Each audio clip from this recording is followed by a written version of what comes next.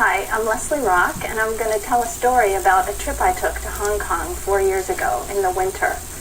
My husband and I were supposed to go from Dulles Airport to North Carolina, where we would then fly to Tokyo, Japan, and connect on a flight to Hong Kong.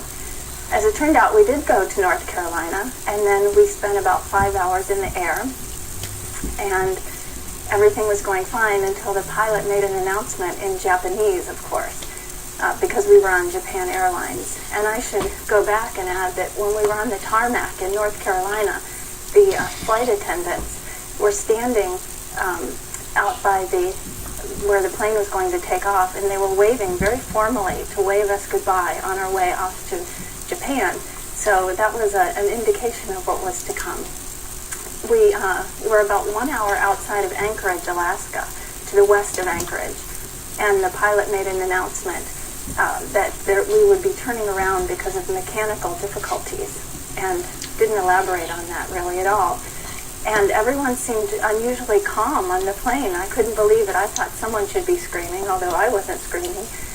Someone should have been. So anyway, he turned the plane around, and we ended up landing in a cargo airport in Anchorage, which indicated that it was pretty serious, although none of us really knew it at the time.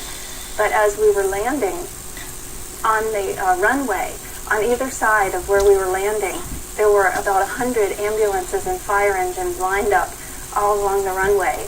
And so then we started to get the feeling that it was pretty serious.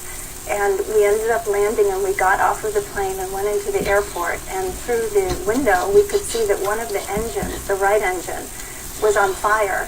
And of course none of us had known this the whole time, and several of the passengers immediately got out their cameras, and out of the window they started snapping pictures of the burning fuselage. So it was quite an adventure, and we spent the night in an airport in Anchorage, in a hotel in Anchorage that evening. And my husband and I, like I said, thought we were going to Hong Kong, but it was December, and so we were dressed very summer-like. I had on a thin wool jacket and very thin summer pants, but we were determined to see some of downtown Anchorage, since we were sure it was the only time we would be there in our whole lives. So we did make a little go of the city, and there was only about maybe 3 hours of daylight, even though it was the middle of the day.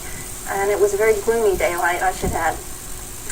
And the next morning, we were to get back on a plane and head for Hong Kong as originally scheduled, and they put us back on the same plane. It was very perplexing, but it turned out they had replaced the engine overnight with another engine that had been flown in from Tokyo. So we all got back on the plane with much trepidation and flew to Hong Kong without event and landed the next day. So that's the story of my trip. The only trip I took to Asia, and I'm supposed to go this winter again, so I have some reservations, but we'll be brave.